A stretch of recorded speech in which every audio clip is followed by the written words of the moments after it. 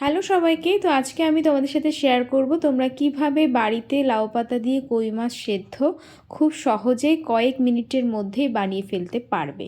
প্রথমেই আমি শিলে জিরে আর কাঁচা লঙ্কা খুব ভালোভাবে মিহি করে বেটে নেব।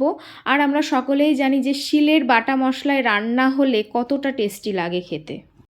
আমি যে 5টা কই মাছ নিয়েছিলাম সেগুলোকে খুব ভালোভাবে কেটে ধুয়ে জল ঝরিয়ে নিয়েছি। তারপরে আমি শিলে যে মশলাটা বেটেছিলাম সেটাই আমি এখন ওই মাছগুলোর সাথে খুব ভালো করে মেখে নেব আর অ্যাড করে দেব লবণ, হলুদ আর কাঁচা সর্ষের তেল। ব্যাস এই হলেই আমার মশলা কমপ্লিট।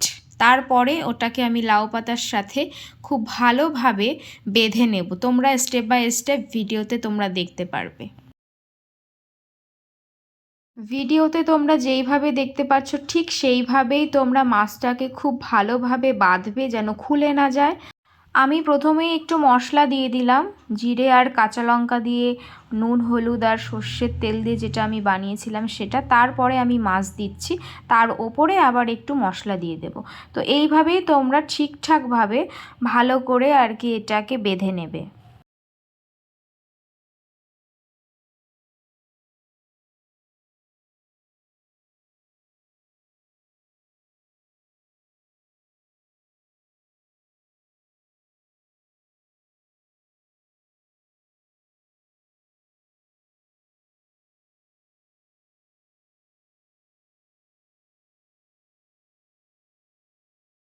তো এই যে দেখো আমার বাঁধা কমপ্লিট। এবার আমি যখন ভাত রান্না করব তো সেই ভাতটা বেশ খানিকটা ফুটে আসলে তারপরে আমি এগুলোকে ছেড়ে দেব।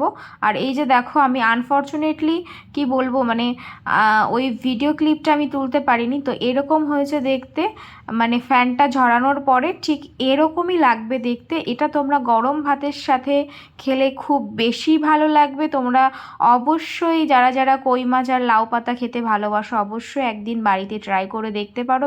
আমি বলছি ভীষণ ভালো লাগবে, তোমরা বারবার খেতে চাইবে। আর এই যে দেখো কি দারুণ দেখতে হয়েছে।